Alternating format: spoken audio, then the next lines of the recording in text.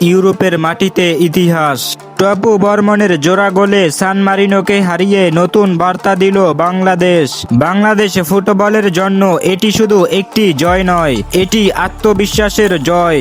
নতুন কোচের অধীনে প্রথম ম্যাচ, আর প্রথম ম্যাচেই ইউরোপের একটি জাতীয় দলের বিপক্ষে জয় তুলে নিয়েছে বাংলাদেশ। দীর্ঘদিন পর মাঠে নেমে বাংলাদেশের খেলোয়াড়দের মধ্যে দেখা গেছে জয়ের ক্ষুধা, আত্মবিশ্বাস এবং লড়াই করার মানসিকতা।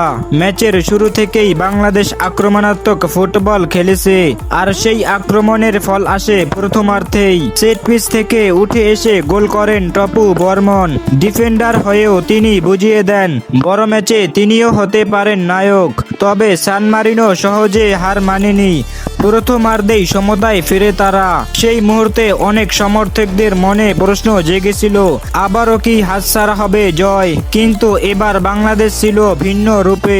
মাঝমাঠে হামজা চৌধুরী ছিলেন দলের সবচেয়ে গুরুত্বপূর্ণ খেলোয়াড়দের একজন। বল কেড়ে নেওয়া, খেলার গতি নিয়ন্ত্রণ করা এবং ডিফেন্সকে সুরক্ষা দেওয়ার কাজ তিনি অসাধারণভাবে করেছেন।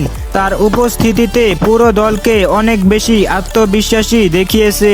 ডিফেন্সেও ছিল শৃঙ্খলা। চাপের মুহূর্তে বাংলাদেশের রক্ষণভাগ কয়েকটি গুরুত্বপূর্ণ আক্রমণ প্রতিহত করেছে। আর যখন ম্যাচ ড্রয়ের দিকে এগোচ্ছিল, তখন আবারও হাজির টপু বর্মন। ৮৬ মিনিটে তার জোড়া গোল বাংলাদেশকে এনে দেয় ঐতিহাসিক জয়, যা এই প্রথম ইউরোপের কোনো জাতীয় দলের সাথে হয়েছে। একজন ডিফেন্ডারের কাছ থেকে ২ গোল, এটা খুবই বিরল দৃশ্য।